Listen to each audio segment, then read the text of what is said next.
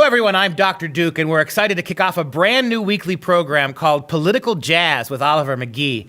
Each week, we'll dive into D.C. politics and speak directly to the man in the know. I'm talking about former White House senior advisor, author of Jumping the Aisle, and fellow Buckeye, Oliver McGee. Oliver, O.H. Hi-oh! Good to see you. Let's get this train rolling, Oliver.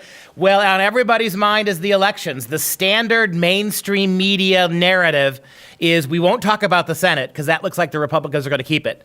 But there's no chance in hell Republicans are going to win the House. Talk about that for us. Well, I think the Republicans are going to take both houses. This is about the Kavanaugh effect, and I think that we're going to see a bigger effect than we thought. People at home in Middle America really was upset about the circus that took place in the confirmation, and it's still resting on their minds. That was the October surprise. But also what's emerging is this election is about immigration. The caravan is a big story. And it's basically going to be another second backfire, second overreach by the Democrats that's going to have some implications. But more importantly, Donald Trump has also dropped in another October surprise, which is that 10% middle class tax cut. That is great news. We might as well look for Trump Santa at Christmas time because he's going to drive that through. And he's doing that a little bit, interestingly, outside of the staff in the White House. Yeah, let's talk about, you had some interesting arguments there about the House elections. I mean, the fact that the mainstream media is not talking about the Senate race as much shows you that it's pretty solidly Democrat, but they're trying to push that narrative. You mentioned the caravan. Anderson Cooper, CNN, today came out and basically said CNN is not going to show any film clip footage whatsoever of the caravan because it's not an invasion, and so therefore we're not going to underwrite Trump's quote-unquote lie. Talk more in your estimation about what this caravan means. I agree with you. I think it is an October surprise. I think it's a huge mistake in timing by the progressive forces that want open borders. Talk about the caravan a little more specifically. Well, it's an overreach from the Kavanaugh effect. It's a violation of Title VIII U.S. Code. And more importantly, under that code, Title VIII, the U.S. president has the authoritative presidential power to protect the borders. So when you see an overt invasion of the southern border, in a national security interest, even beyond immigration, national security interest calls for the president in his authority, constitutional authority, to protect the border. And he is also working diplomacy with Mexico and other southern countries to start taking care of your sovereignty. What do you think will happen? I mean, now it's so speculative. Still 1,000 miles away, this caravan. And it sounds like the caravan is not going to approach the American border until well after the election, it seems, right? It would be unless they get extra help. What do you think the president would and should do if we find that moment in time 3 weeks from now where you have 20,000 immigrants, illegal immigrants, trying to press their way through at the southern border? What would you suspect the president's steps would be? It's almost looking to me like when I see the pictures, almost like a human rights violation. You know, you got women and children and are being carried along and they're on their feet. You and I walking from Wisconsin or Texas to California, we're in for a long walk. And I'm telling you, we're going to have some hurting feet there. So I don't think we're really thinking this through very carefully. But when they do make the border, I think the president should just get a nice big military aircraft, get them all on board and fly them all back home. Because you cannot cross the border illegally. That's it. Game over. So we're not going to have very large adventures. We're just going to enforce the law. And that's really what we should be doing. And then this is all getting, the rallies are wonderful. All they're saying is build that wall, build that wall. And this is good pictures for that message, that campaign promise.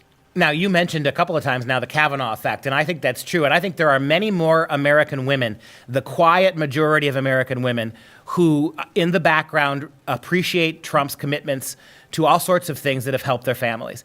Tell me why, though. The media seems to be over it. We're not getting a lot of analysis about the Kavanaugh effect, unless it's progressive outlets to say there is no effect. Tell me what makes you think that the Kavanaugh story will still loom very, very large in the midterm elections in a few weeks.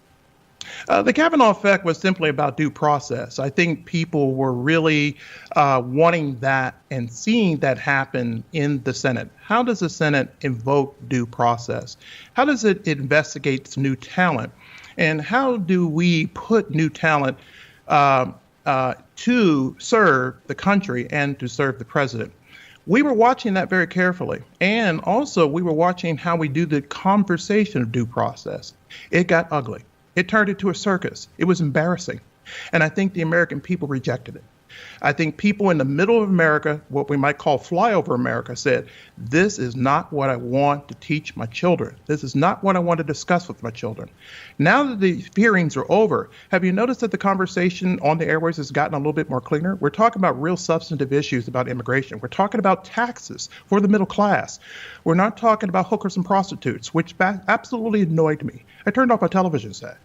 And if I'm turning off my television set, I think millions others were as well. But we did watch the Kavanaugh hearings because we wanted to see what Ms. Ford had to say and see to give her a chance to have her hearing. Everybody deserves to have their hearing. But we also wanted to see Brett Kavanaugh and have his hearing as well. But we also saw a fine jurist going forward after 7 FBI checks. So we also saw that he was cleansed and he was very, very cleared through the president to go on. I think that we were celebrating that the president stood by his nominee for that SCOTUS appointment.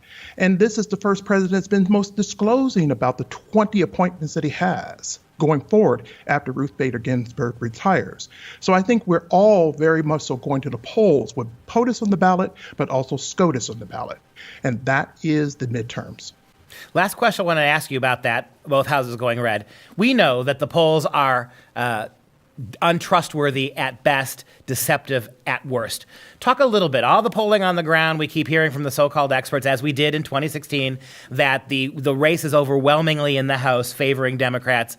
I don't believe that any more than you do, but can you give me a sense of when you look around what's happening from state to state, some of the more popular races that are being run, what gives you that added conviction that Trump will be enough to carry over into some of these states and keep the House in Republican hands?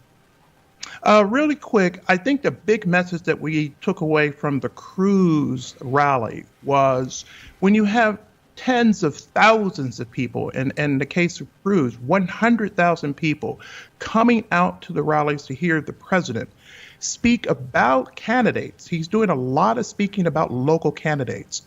Then that is a message that tells you the enthusiasm of the voting base. And this is what the Kavanaugh effect did. It woke up a sleeping giant. In the 2016 elections, when I was predicting much of President Trump becoming president since he rolled down the stairs in New York, I was on board right away. I said this is a silent majority. This election was about enough, just like 2014 midterms was about enough. What we see right now in 2018, it's about enough. And the Kavanaugh effect basically said enough is enough. And so I think that's where we're seeing the roll towards the red wave from what was a theoretical blue wave. Look at how many people showed up for Biden in the Gillum rally. He's having the same turnouts as Hillary had, and Trump is having 4 rallies a week that are just television sensations. And the enthusiasm is just like the 2016 election, if not more. So POTUS is on this ballot, and that's historic. A midterm election, get ready for some history making. We're going to have red houses on November 7th.